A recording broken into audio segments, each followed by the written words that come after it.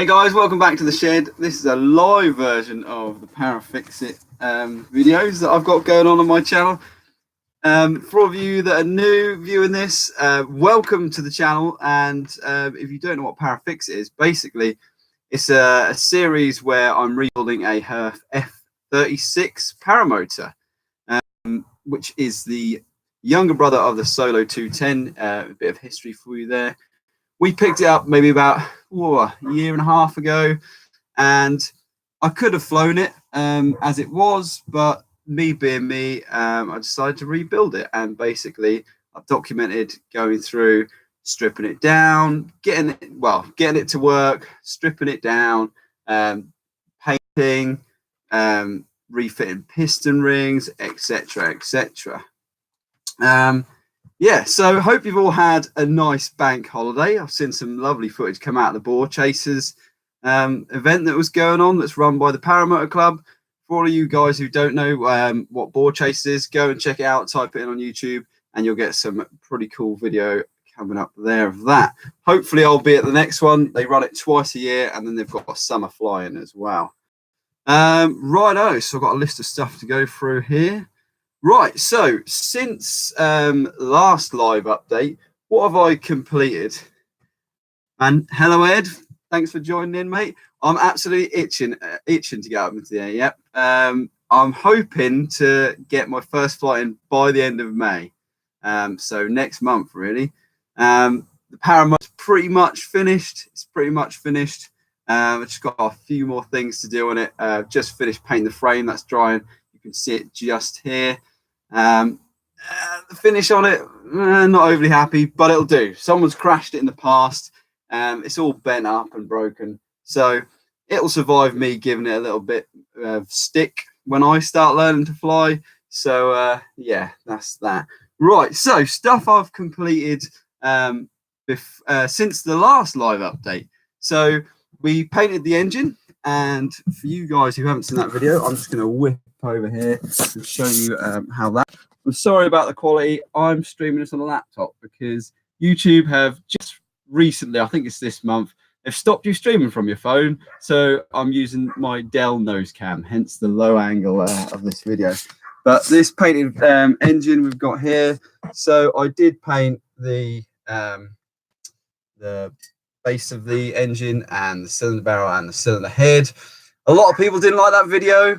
I will be doing a follow-up on that video to see what happens. A lot of people have told me it'll either melt off, it'll overheat, or it will just, I'm presuming it'll probably just chip off if it gets too hot. But I've got a follow-up video to do on the whole build. So yeah, I'll be creating that at some point once I've done. So yes, we've painted the engine, we've polished all the alley parts. As you can see, actually, I'll just whip back over here again. Here we go.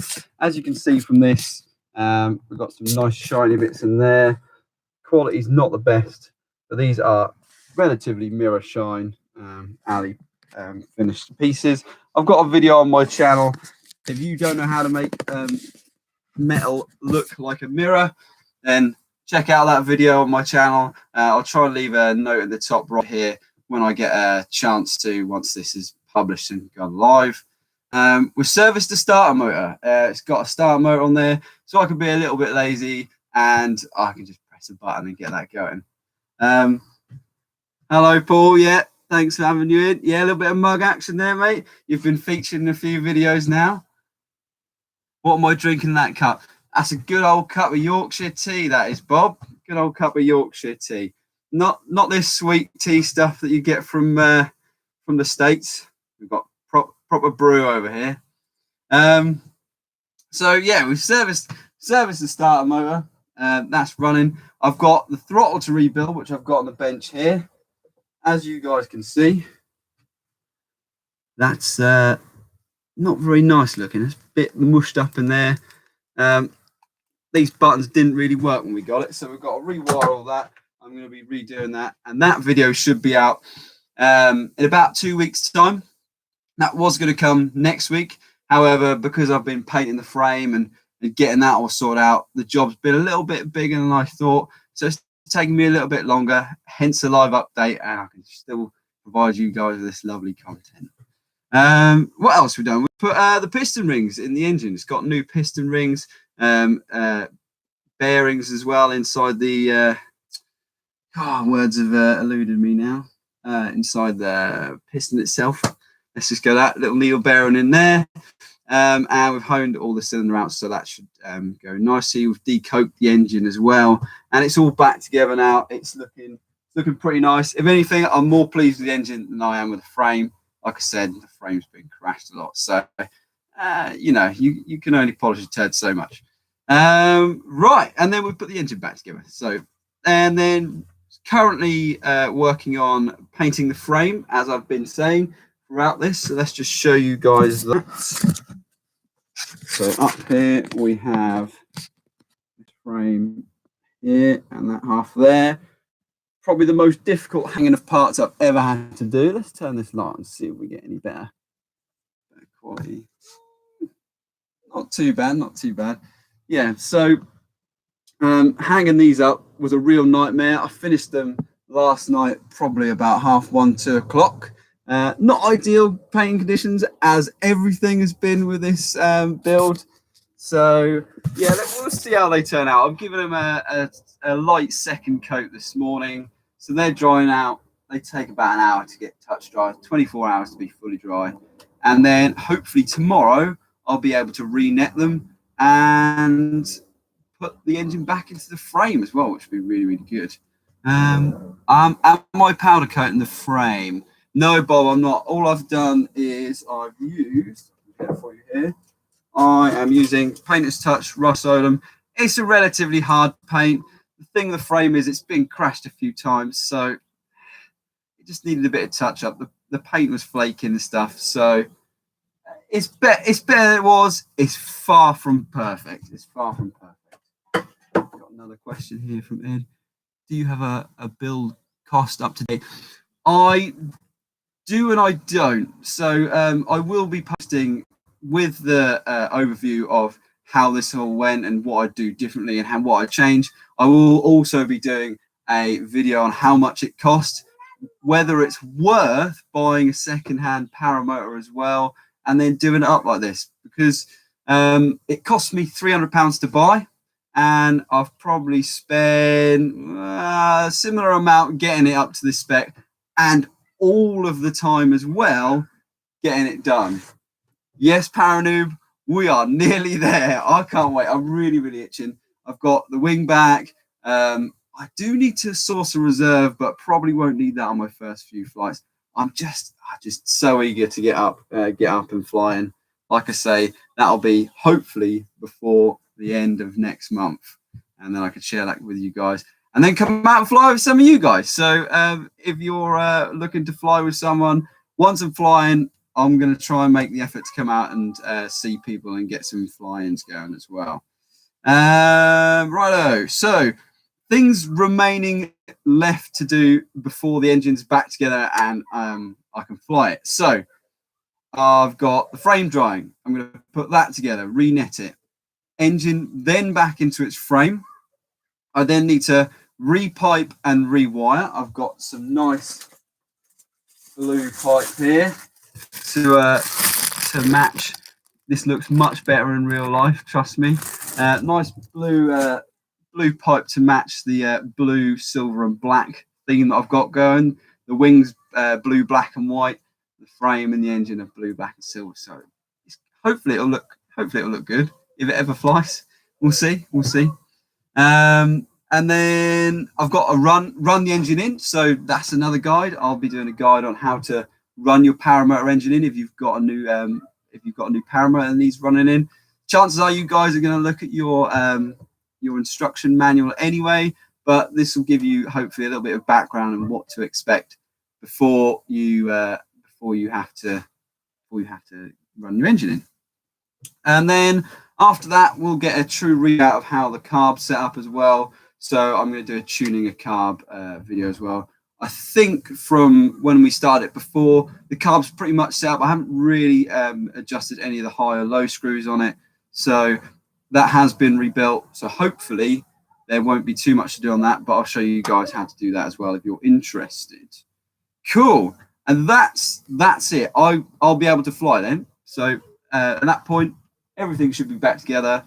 And provided I have no problems with the thing starting and the weather plays ball, I'll be flying. Definitely by the end of next month. Definitely. I'm going to have to say it. Otherwise, it'll never happen. Morning, Air Boss. How are you doing? Nice to have you here. Things still. Oh, no, done things already. Sorry. Coming up after I've finished this video. So this Parafix-It series. So first flight's hopefully by the end of May, as I've been saying. And then after that point, I'll be trying to do training montages, and the para vlogs will then take precedence over the Parafix-It series, because hopefully I won't have anything left to fix.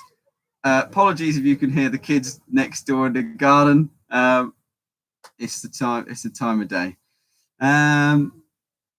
So then I'll be doing a follow-up video of the Paramotor rebuild, what I think went right, what I would have done differently, and I'll also be doing a costing video and then a comparison between whether I should have bought a new Paramotor or whether this was actually worth it. By all means, it's given me enough time to get my kiting practice in, so hopefully when this is done, I'll be able to go up, gone. And then I'll be doing some flying videos as well. So like I said earlier, the boar chases, which happens twice a year, hopefully I'll be going to the second one this year. I've got my name by flying that Paramotor Club do as well. Some people may not like me for this next bit, but I'm thinking whether or not I should go to Parafest because they're showing off old motors and stuff. So from a content point of view, maybe not. I know there's some opinions either way. So I'm still deciding, but at the moment it's the PMC summer flying. What else you here? Is your brother still learning with you? Yeah, Mark is still learning with me. A little bit of a slower rate. He's had a little bit of cost recently with his car going wrong and stuff like that. So he's had to put his money into that, and not so much the training. But yeah, he's learning to fly. And once I've got this all back together, he's more than welcome to use this and get his first few flights in on that, because you know it's to get us up in the air and get us practicing before we can afford any better gear.